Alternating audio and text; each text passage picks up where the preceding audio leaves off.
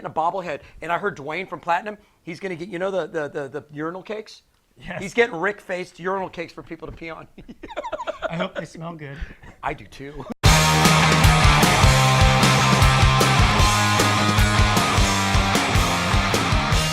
Hello, Dallas Fort Worth. It's Rick with Concert Connection, sponsored by PMC Entertainment, and we're filming here at the lovely Platinum Music Complex on the Dallas side, not the North Richland Hills side. And this week, as my guest, and welcome to 2020. My guest is Bart. How are you, sir? Man, it's great to see you. Oh man, great to see you, man. I have been bugging you forever. I was excited when you said you'd be my first guest of 2020. I'm telling you, I was giddy. It's an honor. Thank you very much. I'm flattered. You're used to me in the scene, so I just get to have you in here. There's a million questions I'm going to ask you today. All right. But I want to start off with, yes. How was your Christmas? How was your New Year's? Well, I'll tell you right now, it's one of the things that I've been doing lately is kind of plugging back in and rediscovering different sounds and textures on the guitar. That's what I've been doing. Like a lot of times, for example, like you get so used to playing something a certain way, a certain sound. Yep. Well, I like unplugged and then I replugged, when I was like, I got a new piece of gear. Yeah. Santa didn't bring it. I had to buy it myself, okay? So I got a new piece of gear, and the one new piece of gear made me really change my ears on a few things for the better. And I've been like a mad scientist the past, week and a half going through it and updating and tweaking my sounds, and that's what I've been doing. And it's been a lot of fun challenging myself, and other times I want to take it and just throw it and break it against the wall. But that's what I've been doing, and I can't wait to get the new sounds in the band room. So that's what I've been doing. Isn't that funny? As musicians, we are kind of gear nerds. That's like our toy store. Oh, yeah. And I don't know if you saw a while back, like I guess now it's been almost a month and a half. I stole at a rock bottom price a 1980s, a vintage Ludwig maple kit, just a 3-piece. I'm dying to take it in. I haven't had a chance. It's going into John Zug over at Dallas Drums. All I wanted it for were the shells, because it's that old growth maple wood. But it's got what they call the sunburst, the orange that fades out to the black on it. And if we can save it, we're going to save it. But I'm a gear nerd, man. I love drums. It's like... Well, they made it that way for a reason, in the way they used to make things. It's why they're still here. Quality. And you and I were talking off camera. Yeah. And let's dive into that side of it. So... There's a lot of musicians that again, they buy gear, but I'm a firm believer of buy quality, yes, not just quantity. And again, I'm a vintage guy because I think old growth wood is hardier. Yeah. I don't buy it for the investment value of, it's an old set. I buy it to play.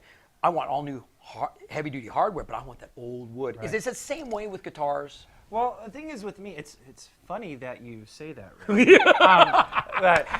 I'm in trouble now. That was a good segue. It's funny. I have a 1979 Yamaha SG that I got.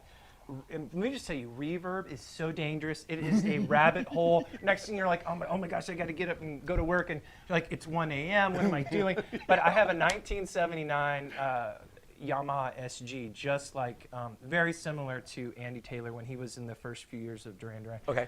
And then I loved it so much that I went out and I found a 1981 SG, but this one's Sunburst, and I just love that model so much. Yeah.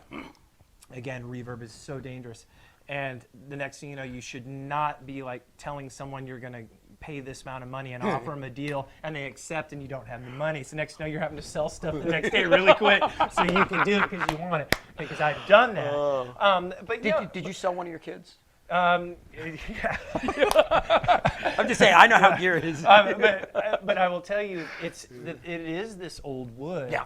And it's the way that they made this stuff. Bingo. And it's like, those, 1979, 1981, those are like, that's pretty much, a vintage guitar. Oh, they now, are. They are.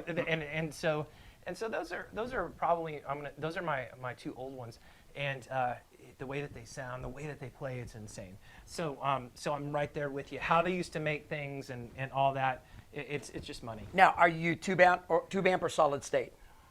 Well, it's funny that you say that. I used to love the old tubes. My Fender Twin Reverb. I loved it so much, and I lived by it. But I'm a Helix guy. when I was, like, my brother-in-law is a Helix guy. Yeah. And oh my Lord, and it's amazing because everything is right there. You know, it's got like, what, 8 or 10 buttons, but he can program every single thing. And the sounds that he can reproduce. That's what I've been doing. That's what I was saying. Incredible. That's what I've been doing like a mad scientist. I've been doing that the past week and a half, going in and redialing in stuff. I was looking at Kemper. I was looking at Helix. I was looking at Head Rush? Head Rush and Yeah. Fractal, Yeah. all that stuff. And I watched like 1,000 million videos, whatever. And I kept coming back to the Helix. And It's nice. I don't think I could ever go back to a traditional, amp setup. You don't have a bunch of boards with a bunch of white cables going in and out now, a bunch of pedals. Well, actually, I have a hybrid. I have my Helix, and I do have a couple other pedals that I do with it. Just a few in my wireless, but it's all mounted really nice. It's clean. It's nice and clean. It's clean. Thank you, Tone Shop. Thank you, Reese. But gear is one of those things, because your gear, if you love your gear, Yes. and I think we're all pretty much proficient at this point, it makes your performance, segue, Yeah. it makes your performance easier. And you are a guy, which is why I was so excited to have you on. I am a ham. When I get on stage, I am not the best drummer out there, not even close. I'm a solid metronome. I tell everybody that. But I'm a goofball, man. When I get on stage, I am here to play.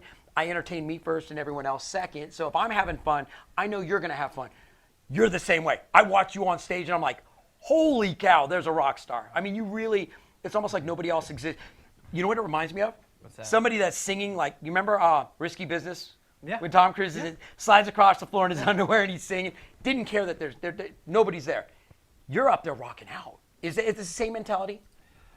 It's hard because I actually have to. Sometimes I have to dial it back because I'm like, oh my gosh! I look around and you have that Michael J. Fox at the Fish Under the Sea dance kind of thing where you're playing and the band just That stops and just was looking at it, perfect. you know what I'm saying? And he's like, what? What? Okay, so I really have to sometimes dial it back. I mean, like we're playing like Union of the Snake. I'm doing some Andy Taylor, even though I don't portray Andy in the band. We'll talk about that later. But I pay homage to him sometimes. Okay. And so I'm doing some, windmills. I'm like, man, I just did 4 in that song. And it's like, and everyone's looking at me. I'm like, I can't help it. I can't control it. I get up there and I just feel the energy of the crowd, and all these Duranis are screaming, and I can't help to stop. I can't stop it. And sometimes I'm like, okay, wait, just glue your feet for 20 seconds, Bart. And I'm like, I can't. I just get out there and just do it. I don't want you to. I can't control it. It just takes over. I'm like a whole different. And then when I get off stage, I just go, okay, bye. Now, how does that affect? Because you have original material, which is phenomenal. Okay, how much of that is affected on your? Does it affect your original material, or does it even? Is that where you, like when you're doing your stuff? Is it just like a Mount Vesuvius, or? You know what? I don't think it doesn't matter what the gig is. It's on me, and that's what it. You can change how you play your guitar, your instrument, or whatever. But whatever the gig calls for, I have a lot. I can't control it. I'm going to get out there and I'm going to entertain you, hopefully. Oh, and if I can somehow fool you with my crazy hair game and my my stage moves, that I am better than I am, then I've done my job. And so that's me. It is about, but we are entertainers. Let's not mistake in that. We are musicians, but we are entertainers. And I see bands, and I used to do the original stuff, okay? Yeah. But me being in 2 tribute bands, me being in Basket Case, Green Day, and Rebel Yell, Billy Idol, I am about putting on an act, okay? Right. We are here to entertain the crowds. Yes. It's not our music. It's not like back in the days when I did Quickie, and I'm about to go up to Seattle. I'm recording with my old original band, Quickie. Okay. They're putting out one last album. I'm going to go up. It was supposed to happen in December. It got pushed back. You entertain people. That's what they're paying for, is entertainment. Yeah. I don't want to see a garage band. And when I say entertain, tell me how you feel about this. Don't just stand there and play your guitar, your bass, or your drums like this. Dress the part. Think about your stage attire. Think about your theatrics. It doesn't have to be completely choreographed, but think about your stage movement. Think about the gear you're playing on stage. Thoughts, dislikes? All right, think about this. Think about this. This is what I always try to do, is what if you're in the audience, what do you want to see from a band? Bingo. If you're in the audience, what do you want to see? Yep. And that's from every member. What do you want to see from that member? What do you see from that band? And that's the way I try to approach it. It's like I want to give them their money's worth. Yep. And you know what? I want to have fun. It's about having fun.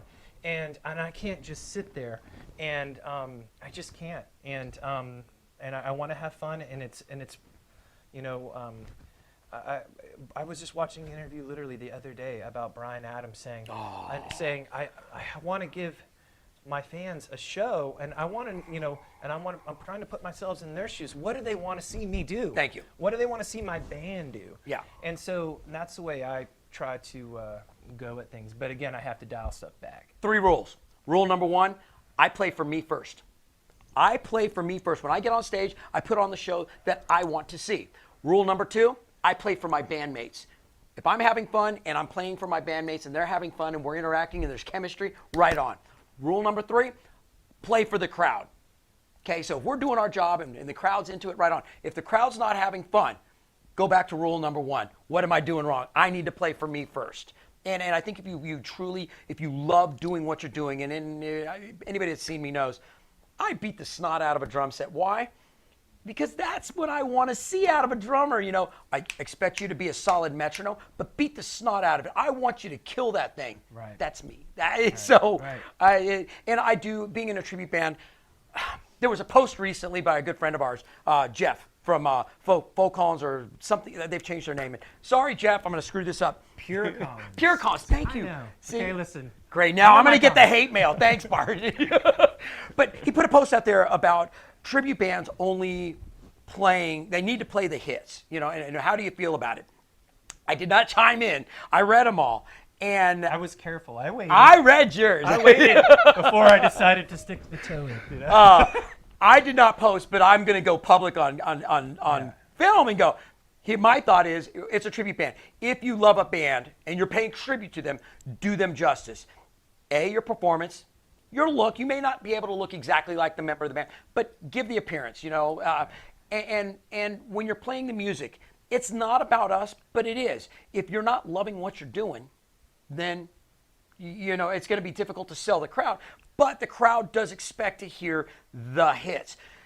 As much as we'd love to play nothing but deep cuts, you can't. And I'm very fortunate that in the 2 bands I'm in, we've got so many hits. It's a plethora of hits.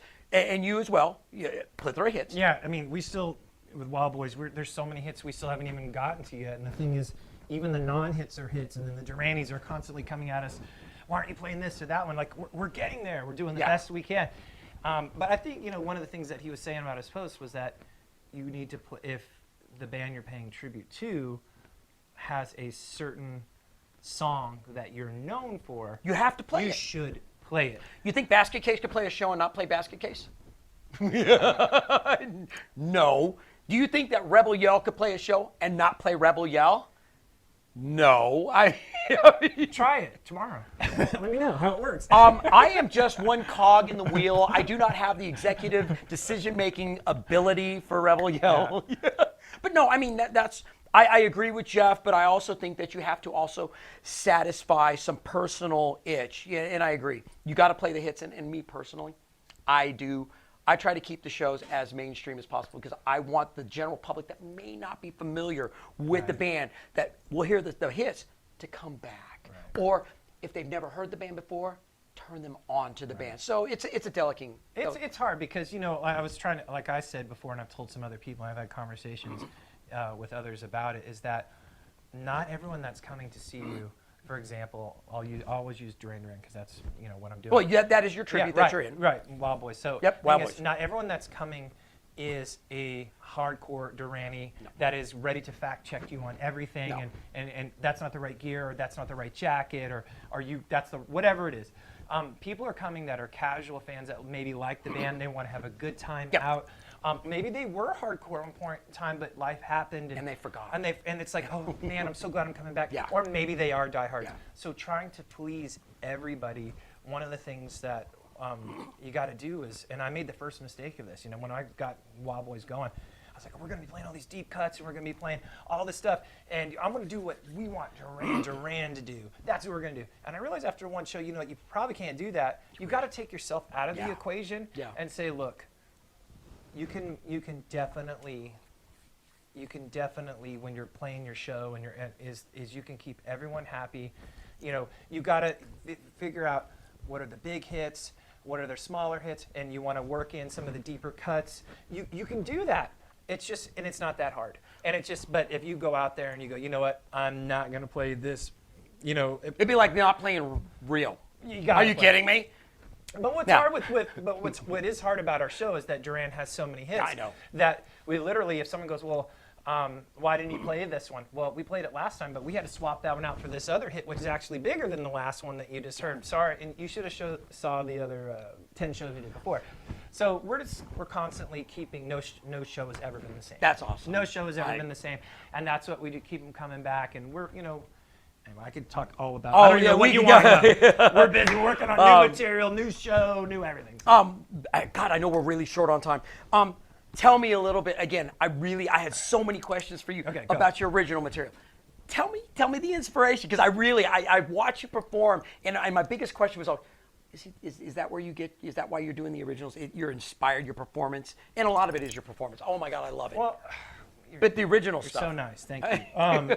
Well, you know, I'm at one point in time, you know, I'm definitely more of a songwriter. That's my thing. Is I'm more of a songwriter and an entertainer. And if you like the way that I play guitar and think it's like awesome, then great. And if I fooled you, great. But I love it. Well, thank you. I love it. But the thing is, at one point in time, you know, I was lucky enough to enter a contest and win VH1's best unsigned songwriter in the U.S. Through VH1 in the Rock Across America contest. And I remember that. and we got to go play at the Rock and Roll Hall of Fame and be on VH1 and do all this great stuff, all expense paid. And so, and then after that, you know, management wanting us and then record deals and all this stuff, and then the band members hating each other. We could have had our own behind the music and just crazy stuff. And so, and then life happens, and then you get close to something happening, and it doesn't, or someone's trying to take your soul from you in the music business, whatever. I get it. I got out of it. I literally quit playing music for a decade, and then I came. Yeah, I know your story. And then I came back to it, and then it's like, well, if I'm going to come back to it, I don't want to deal with the drama. I don't want to deal with all that. I want to have fun for once. Because I really, even when you're chasing deals and having lunch with management teams and all this stuff, and they're talking about points and on records with producers and all that, it does kill you. And then when I got back into this, I wanted to have fun for a change, and I wanted to bring smiles, and I started thinking, well, what brings you smiles? Well, one of my favorite bands, my favorite Duran. And it's like and this is a tribute world, and so, but the thing is, I started getting the itch again to start. Oh, I know. I was watching your videos, like glued to my computer, going, "Let me hear it. Let me hear it, Bart." I started getting the itch again to write songs, and I sent it to a producer that has done a lot of nice things, and worked with a lot of nice people. And he really liked it, says, let's record it. And so we did that, and we shot a video, and it was great and got a good response. And then I was like, well, let's start recording more. Nice. But I'm just going to be 100% real with you. The hardest part about this, though, was that you're like, man, I'm really liking what I'm doing, but this is a tribute town. I could literally... It's not just this town, though. It's not. We have bands coming from L.A., New York, England. We have tributes coming from all over the world to Dallas. We are like the center of the tribute universe. We are very blessed here. Yeah. And because of that, and I have friends in Seattle. I'm going back up there. I did the whole Seattle 90s music scene. They're getting tributes now. Other cities are trying to copy what we started kind of here. And we didn't really start it, but what we really kind of put some nitrous into it and amped up. Right. And so the thing is that because this is such a tribute town, and even though I had, nice producers with nice track records working with me on stuff, and I was doing it, you try getting an original band? I even had so many people on the scene going, I want to be in your band. We're going to do this together, right? So many like, I want to be in your original band. That's like, great. Let's try to get a show, and it's going to be very hard. And you can say, but I'm in Wild Boys. We bring in a lot of people in. It doesn't matter. I will say this. I know I hate to go. So I'm gonna. Good thing you can't see my eyes because I need to get the Kleenex because I'm about to cry. And the thing is, it's a reality check of Yeah. you could be great at your original stuff, whatever, but right now Tributes are it. tributes are it. And here's the thing: is the original material. That's not the thing right now for our genre or what we're doing. I mean, think about this: Motley Crue's going on tour with Poison, Def Leppard, Joan Jett. Fall Out Boys, Weezer, and Green Day. Okay. I get it. Right, they're going all the big tour, Yep. the Motley and all that stuff. People are going to sing those hits. Yep. Well, guess what? I'm gonna as much as I want to see that show, I've seen that show. Yep. I want the deeper cuts. I want hearing. Hey, I want to hope you guys gonna be playing the new stuff because I've seen that show. Yeah. So you know what? I'm gonna sit out. No disrespect to anyone, but people are going great. Yeah. Some people are choosing to sit out. They want to hear the new stuff. They want to hear the new original material. But the people that are buying those tickets, they're going to sing those hits. And the thing is, when it coming back to my, if this is making any sense, is that you can have great original material or crappy whatever. If someone likes it. But if you don't have followers, but no one's going to hear it. And or you could say, well, we have followers, but if that venue is not willing to book your original band, and I could sit there and go, well, every member of my original band is in the biggest tributes in town. People are gonna come. No. Well, I will tell you this much: if you want a guest drummer give me a call. I would love to go in studio and record with you. I love it. I love watching you play. I would definitely be up to the challenge. But thank you so much for coming in. We could talk for probably another 5 hours. That's not fair. I told you. My interviews go so fast, and it's ludicrous. I'm almost tempted to start doing hour-long interviews because. Can you believe it? Thank you so much. Oh my Lord, it has been. I've been dying. Will you come back? Went too fast. Will you come back before the year's over? Whatever you want me. No, seriously. Before the year's over, come back in and yap again. I will. Yeah. Thank you so much for coming in. There you go, Dallas Fort Worth. There's another awesome interview. This is one that was on my bucket list. So this is how we're starting off the 2020 year with Bart from Wild Boys. Awesome in the studio. Again, please come back and hang out. Will. Awesome. I look forward to it. I can't wait to see you on stage again. Any big shows coming up in the near future? Anything you could talk about? I put it this way: we got a lot of great stuff in the works, a lot of great bands, some new amazing venues, but I'm just gonna hold off right now because things are constantly in the works. And well, I talk to JJ all the time, and I love JJ, and I know that there's some big ones in the works. So pay attention for some big announcements soon. Is that fair to say? JJ won't get mad at me for saying that. I don't want to ever divulge something ahead of time, but they've got some big shows coming up this year. I'm excited about it. Truly, I'm excited. In fact, I was bugging JJ the other day. He's coming in the show soon, so. Thank you, Dallas Fort Worth, for tuning in again, giving me another couple minutes of your life. If you want me to promote your band, send it to me. I will promote it. If you want to come on the show, ask me. Go to Facebook, like us, ask your friends to like us, post your stuff there. You can follow us on iHeart Radio, Spotify, Facebook, YouTube, Twitter, Instagram, and we also have a Roku channel now. Dude, I'm getting a bobblehead, and I heard Duane from Platinum, he's going to get, the urinal cakes? Yes. He's getting Rick-faced urinal cakes for people to pee on. I hope they smell good. I do too. Is your mouth open on this? Oh my! Thank you. Now I'm definitely getting email. Between me saying, I'm gonna get mail. Thanks, Bart. I appreciate it. Oh my Lord! Thank you guys again for tuning in. Hang out, and we'll come back, and we're gonna do the concert calendar.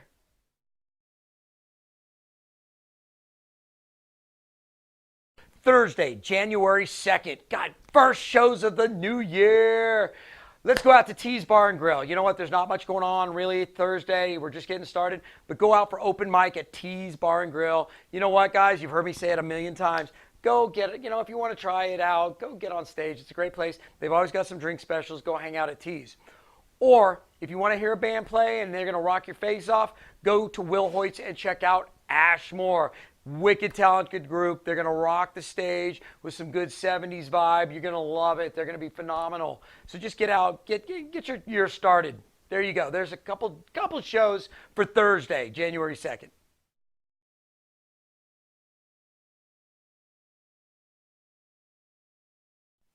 Friday, January 3rd. First Friday, first weekend of the New Year's. Let's dive into it all the way out at Diamond Gyms. Blonde Sabbath is hitting the stage. Michelle is going to be rocking. She, as I understand it, because I read Facebook too, just like you guys, she's got a new lineup, it sounds like, or at least a couple new members. They're hitting the stage hard.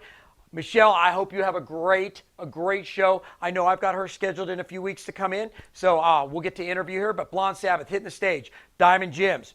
Or you could go over to the Revel and catch Treble Hook. Cover band, going to be throwing down all night at the Revel, making music for you. Go rock out, have some food, grab some drinks, hang out at the Revel with Treble Hook. Or you could go to Lava Cantina and catch Live 90.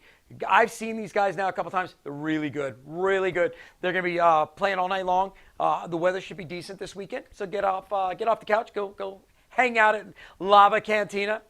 Or you can go over to the Arlington Music Hall. Love it over there. You can go see Trio Grande, ZZ Top tribute, or Lone Star Skynyrd, which is Leonard Skinner tribute. Go hang out with them. It'll be a great show. You won't be disappointed. Or, you know what? I haven't been down to three links lately, but I'm going to tell you right now, this is a good show. Grand Theft Auto, which is the Cars, Jagged Little Pills, which is Atlantis Morissette, are going to be rocking the stage. This will be a good lineup. I believe there's an opener as well. Go hang out at Three Links. Awesome, awesome, awesome. Or you can go up to Hank's. Now my boys in Back in Black will be rocking Hank's up in McKinney. It's a great stage. I love going up there. The staff is incredible. It's a fun stage too. Nice high up there. Go hang out with Back in Black and get your AC/DC on. Or you can go over to Legacy West in Plano and hang out with Cherry Bomb. Go see Miss Maddie. She does an awesome job. She's one of my favorites. Hi, Miss Maddie. I hope you have a great show. I won't be able to come to it because I'm rocking out that night. But Cherry Bomb on stage at Legacy West. Or you could go over to Fat Daddy's and catch Metal Shop. I was just hanging out with them about a week ago over at Glass Cactus. They rocked out with Metal Mayhem. Go say hi to my boys and my girl. I love Metal Shop. I'm friends with the band, and they are good friends. I hope they have a phenomenal show. Or if you were looking for a little preemptive view of what's coming this summer, Gas Monkey Bar and Grill, Basket Case doing Green Day, Van Full of Nuns doing Fall Out Boys, and Wheezing will be rocking the stage. Again, Basket Case, Van Full of Nuns, and Wheezing. Rocking Gas Monkey Bar and Grill. Come hang out with us. Yours truly. I'll be doing my Trey Cool. Haven't decided yet if I'm going to shave the beard for the new year or if I'm going to continue to be lazy. But there you go. There is a Friday night. So why don't you get off your backside and go rock out. Saturday, January 4th. Let's go out to the Arlington Music Hall for Rushmore. These guys are wicked talented. This is going to be a good show. If you haven't caught them, go catch them. Arlington Music Hall, Rushmore. Or you can go over to O'Shea's Irish Pub and catch Rise Against the Machine. Now, I am a Rage Against the Machine fan. I remember seeing them in Golden Gate Park back in the 90s. This is going to be a great show. Anytime they hit the stage, truly an experience. I really hope I can get them in this year. I want to interview them. I haven't had them on the show. I want to talk to the guys. I'm a big fan. Or you can go to the spot in Arlington and catch Texas Flood. Texas Flood, you guys know I've been talking about them. They throw down. Get out, catch some music. Or you can go to Lava Cantina and catch King George and the Dixieland Delight with the Dixieland Delight. Two great bands. They're going to be rocking out. Lava Cantina. I don't think they want to change their name to Volcano Land. I mean, I was trying, but it's not going to happen. Or you could go over to Gas Monkey Bar and Grill. You could catch Chris Cornell Experience and my boys in Lullabies to Paralyze. Gonna love it. That's a good lineup. And you know my boy Bob Riddle, drummer for Rockefellers, is also the drummer for the Lullabies. They're Queens of the Stone Age tribute. Go hang out with them, rock out with them. It'll be a good time. Or you could go see my boy Mike Rose at the Legacy Hall, back in time, doing some Huey Lewis. They're going to be rocking out. Or you could go over to the Revel and you could catch Metal Shop. Metal Shop's on stage a couple times. They're starting off the New Year's just pounding it out. Couple shows going on this weekend with Metal Shop. So there you go. You can go over to the Revel and hang out with them. Guys, there you go. happy 2020. We're into the new year. Thank you so much for hanging out with me last year. I really do appreciate it. I hope that you're entertained this year. I have a bunch of great interviews lined up. I'm excited to have all the guests on this year. Honestly, I'm running out of space. I've almost filled the entire year with guests. I've got holes. I mean, I can fill some people in, and I know we end up having some cancellations because life happens. But I have a full calendar. I'm so excited. We have an exciting year. You guys, I think, are going to be entertained. I've got some shenanigans up my sleeves, or lack thereof, and hopefully by the end of the year, I will have ink on this arm too. It's coming. I'm ready to get it done. This is the year. Thank you again. Last year was incredible. You guys have been very cool and very kind. Thank you for letting me be a part of the music scene and a part of your world.